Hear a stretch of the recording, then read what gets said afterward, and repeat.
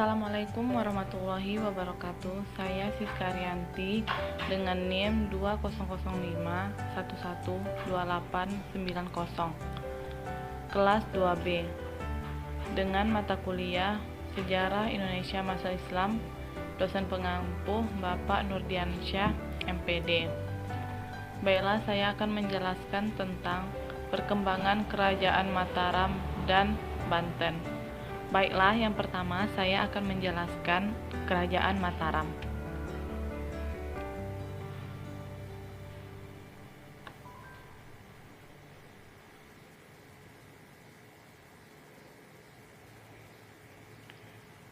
Sejak awal terbentuknya Kerajaan Mataram Islam diketahui berdiri sekitar abad ke-16, tepatnya pada tahun 1582 di Pulau Jawa.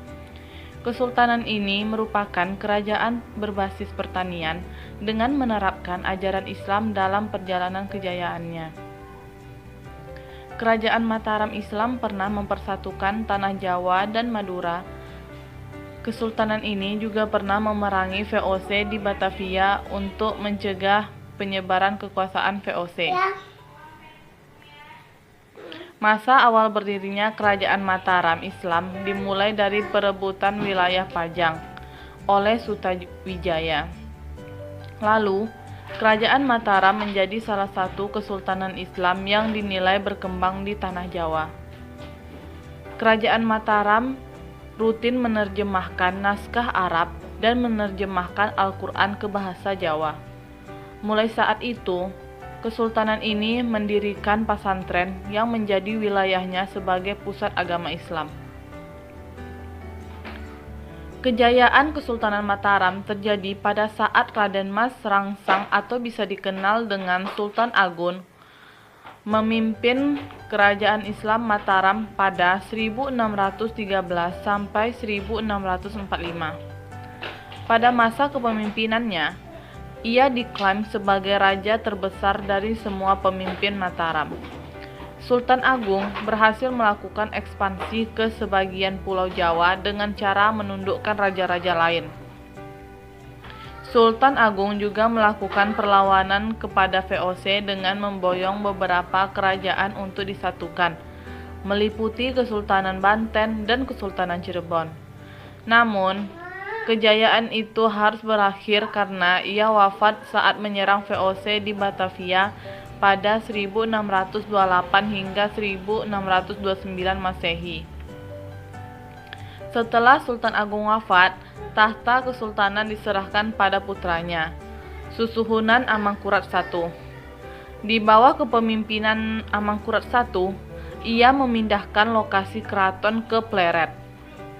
Sejak saat itu, gelar Sultan menjadi Sunan. Berbeda dengan ayahnya, Amangkurat I justru bukan sosok anti VOC. Ia justru berteman dengan VOC. Pada 1645 hingga 1677, terjadi pertentangan dan perpecahan dalam keluarga kerajaan Mataram Islam. Lantas, momen ini dimanfaatkan VOC untuk menguasai kesultanan tersebut. Kemudian, pada 1677, Susuhunan Amangkurat I meninggal. Putra mahkota dilantik menjadi Susuhunan Amangkurat II. Di masa kepemimpinan itu, Susuhunan II memindahkan pusat pemerintahan ke Kertasura. Belanda pun mulai menguasai sebagian besar wilayah Kerajaan Mataram saat Raja Amangkurat II memimpin. Hal ini membuat rakyat menderita karena kebijakan-kebijakan yang dibuat oleh Belanda. Kepemimpinan Kesultanan Mataram terus berganti. Tahta kerajaan diwariskan kepada Amangkurat III, Pakubuwana I, Amangkurat IV, dan Pakubuwana II. Pada kepemimpinan Pakubuwana II merupakan akhir dari kejayaan Kerajaan Mataram Islam.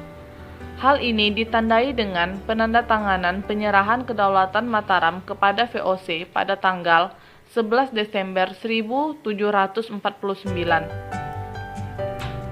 Namun, secara de facto, Mataram ditundukkan sepenuhnya pada 1830. Sampai akhirnya pada 13 Februari 1755 menjadi puncak perpecahan kerajaan Mataram Islam.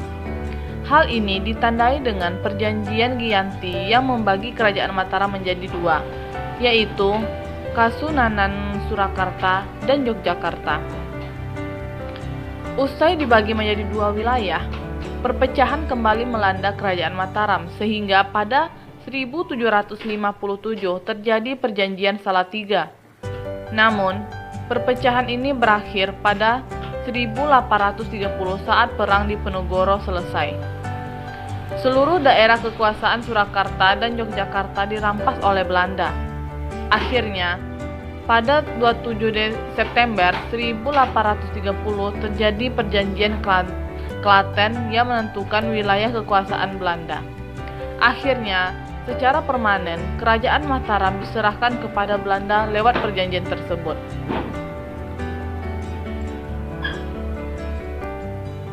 Yang kedua, saya akan menjelaskan Kerajaan Banten. Kerajaan Banten adalah salah satu kerajaan Islam di Pulau Jawa. Kerajaan ini menguasai wilayah Banten yang terletak di barat Pulau Jawa. Sebelumnya, wilayah Banten merupakan bagian dari kerajaan Sunda yang bercorak Hindu. H.J. de Graaf dalam bukunya Kerajaan-Kerajaan Islam Pertama di Jawa tahun 1985 menuturkan kerajaan Banten berdiri di abad ke-16. Pada tahun 1524 atau 1525, Nurullah dari Pasai yang kelak menjadi Sunan Gunung Jati berlayar dari Demak ke Jawa Barat. Saat itu, pusat perkembangan agama Islam di Jawa masih berpusat di Demak. Sunan Gunung Jati dan putranya Hasanuddin melebarkan pengaruh Islam ke barat Pulau Jawa. Dalam Ragam Pusaka Budaya Banten 2007, Sunan Gunung Jati dianggap sebagai pendiri kerajaan Banten. Namun ia tak mengangkat dirinya sebagai raja. Sunan Gunung Jati memilih menjadi Sultan Cirebon. Banten diserahkan kepada anaknya Sultan Hasanuddin. Ia diangkat sebagai Sultan Banten pada 1552. Di bawah pemerintahannya, kerajaan Banten mengalami perkembangan pesat. Banten melepaskan diri dari Demak. Banten juga menjadi pusat perdagangan di barat Pulau Jawa.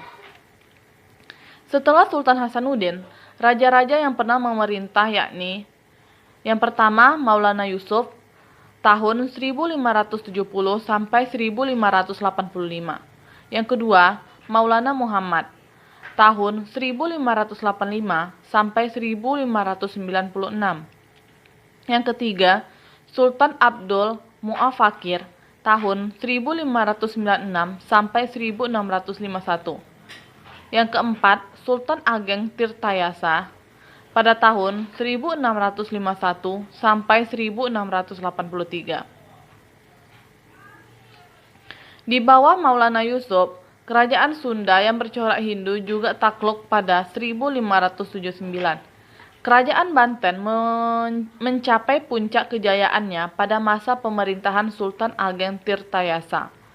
Di bawah kepemimpinannya, Banten melawan VOC yang ingin memonopoli perdagangan. Sayangnya, Sultan Ageng Tirtayasa gagal mengalahkan VOC karena dihianati putranya Sultan Haji. Sultan Haji membantu VOC. Dengan demikian berakhirlah kekuasaan Banten pada 1683. Demikianlah yang dapat saya sampaikan. Apabila terdapat kesalahan, saya mohon maaf. Saya tutup dengan wassalamualaikum warahmatullahi wabarakatuh.